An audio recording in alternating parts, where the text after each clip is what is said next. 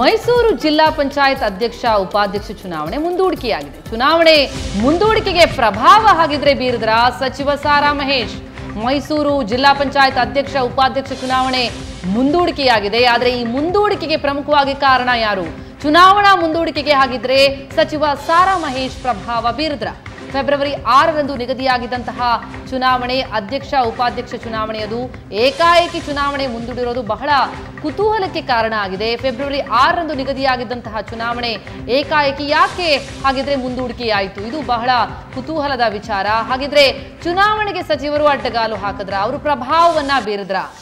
ಸಾರಾ ಮಹೇಶ್ ಅವರ ಪ್ರಭಾವದಿಂದಾಗಿಯೇ ಚುನಾವಣೆ ಮುಂದೂಡಿಕೆಯಾಯಿತಾ? ಸದ್ಯಕ್ಕೆ ಹಂಗಾಮಿ ಅಧ್ಯಕ್ಷರಾಗಿದ್ದಾರೆ ಸಾರಾ ನಂದೀಶ್. ಸಚಿವ ಸಾರಾ ಮಹೇಶ್ ಅವರ ಸಹೋದರನನ್ನೇ ಮುಂದುವರಿಸಲಿಕ್ಕೆ ಸಚಿವರು ಈ ರೀತಿಯಲ್ಲಿ ಹಾಗಿದ್ರೆ ಪ್ಲಾನ್ ಮಾಡಿದ್ರ? ಈ ಹಿನ್ನೆಲೆಯಲ್ಲೇ ಅವರು ಚುನಾವಣೆಯನ್ನ ಮುಂದೂಡಿದ್ರ? ಹೀಗಾಗಿ ಅಧ್ಯಕ್ಷ ಉಪಾಧ್ಯಕ್ಷ ಚುನಾವಣೆಗೆ ಬ್ರೇಕ್ ಹಾಕಿದ್ರ ಸಾರಾ ಮಹೇಶ್ ಅನ್ನುವಂಥದ್ದು ಈಗಿರುವಂತಹ ಕುತೂಹಲದ ಪ್ರಶ್ನೆ. ಸಾರಾ ಮಹೇಶ್ ಅವರ ಸಹೋದರ ಈಗ ಹಂಗಾಮಿ ಅಧ್ಯಕ್ಷರಾಗಿರುವಂತಹ ಹಿನ್ನೆಲೆಯಲ್ಲಿ ಚುನಾವಣೆಯನ್ನೇ ಮುಂದೂಡಿದ್ರ?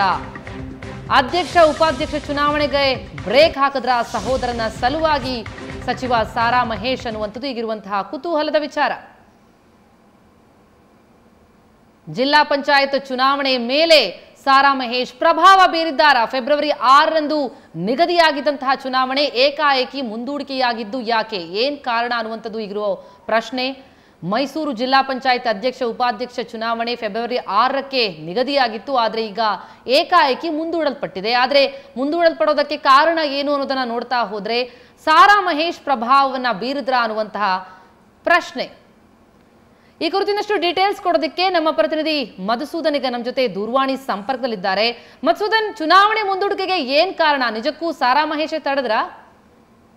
ಪ್ರತಿಮಾ, ಈಗ ಸದ್ಯಕ್ಕಂತೂ ಚುನಾವಣೆ ಮುಂದೂಡಿಕೆಗೆ ಚುನಾವಣಾ ಆಯುಕ್ತರಾಗಿರ್ತಕ್ಕಂತಹ ಮೈಸೂರು ಪ್ರಾದೇಶಿಕ ಆಯುಕ್ತರೇನಿದ್ದಾರೆ, ಆಯುಕ್ತರು ಕೂಡ ಯಾವುದೇ ಕಾರಣಗಳನ್ನು ಕೂಡ ಕೊಟ್ಟಿಲ್ಲ. ಆದ್ರೆ ಫೆಬ್ರವರಿ 6ರಂದು ನಿಗದಿಯಂತೆ ಜಿಲ್ಲಾ ಪಂಚಾಯತಿಯ ಅಧ್ಯಕ್ಷ ಮತ್ತೆ ಉಪಾಧ್ಯಕ್ಷ ಚುನಾವಣೆ ನಡೀಬೇಕಾಗಿತ್ತು. ಆದ್ರೆ ಏಕಾಏಕಿ ಚುನಾವಣೆ ದಿನಾಂಕ ಘೋಷಣೆ ಆದ ನಂತರವೂ ಕೂಡ ಈ ರೀತಿಯಾಗಿ ಏಕಾಏಕಿ ಚುನಾವಣೆಯನ್ನು ಮುಂದೂಡಿರ್ತಕ್ಕಂಥದ್ದು ಸಾಕಷ್ಟು ಅನುಮಾನಗಳಿಗೆ ಕೂಡ ಎಡೆ ಮಾಡ್ಕೊಡ್ತಾ ಇದೆ.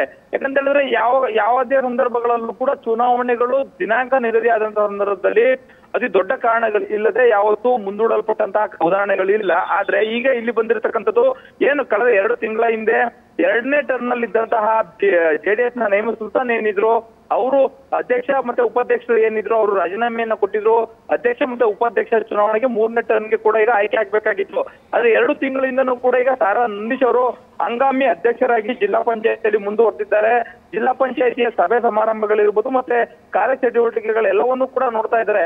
ಒಂದು ಸಂದರ್ಭದಲ್ಲಿ ಹಂಗಾಮಿಯ ಅಧ್ಯಕ್ಷರುಗಳು ಇದ್ದಂತಹ ಸಂದರ್ಭದಲ್ಲಿ ಜಿಲ್ಲಾ ಪಂಚಾಯತಿಯ ಸಾಮಾನ್ಯ ಸಭೆ ಅಂದ್ರೆ ಅವರು ಕರೆತಕ್ಕಂಥ ಮೊದಲ ಸಭೆ ಏನಿರುತ್ತೆ, ಆ ಸಭೆ ಹೊತ್ತಿಗೆ ಆಗ್ಲೇ ಕೂಡ ರೆಗ್ಯುಲರ್ ಆಗಿ ಇರಬೇಕಾದಂತಹ ಚುನಾವಣೆಯನ್ನ ನಡೆಸಿ ಅಧ್ಯಕ್ಷ ಮತ್ತು ಉಪಾಧ್ಯಕ್ಷರನ್ನ ಆಯ್ಕೆ ಮಾಡುವಂತಹ ಪ್ರಕ್ರಿಯೆಗಳು ನಡೀತಾ ಇದ್ವು.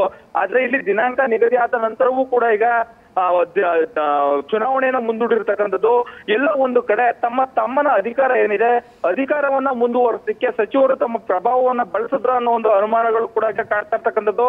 ಸಾರ್ವಜನಿಕ ವಲಯದಲ್ಲೂ ಕೂಡ ಅದೇ ಒಂದು ಪ್ರಶ್ನೆ ಆಗಿದೆ.